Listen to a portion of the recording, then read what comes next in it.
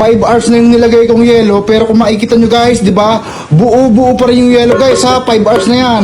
Alam nyo ba guys, ang sekreto ng water jug na to, gawa siya sa stainless steel ha, kaya napakatagal niyang malusaw ng yelo. Yung loob niya guys is gawa rin sa stainless ha, yung pinakaloob niya gawa sa stainless steel yan, kaya talagang na-absorb niya yung yelo. At ang special pa sa water jug na yan guys is pwede siya sa mainit na tubig, pwede sa malamig. Bali guys, tumatagal nga pala yung lamig nito ng 10 to 12 hours guys. At sa mainit na tubig guys is ganun din, o diba?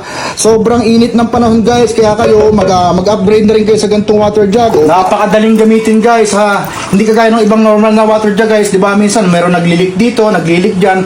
Eto guys, talagang leak proof siya, hindi siya naglilik, o diba? Sobrang lamig guys, ang sarap pag ganito mainit ang panahon. Bali guys, ito nga palang size ng kinuha ko is 8 liters.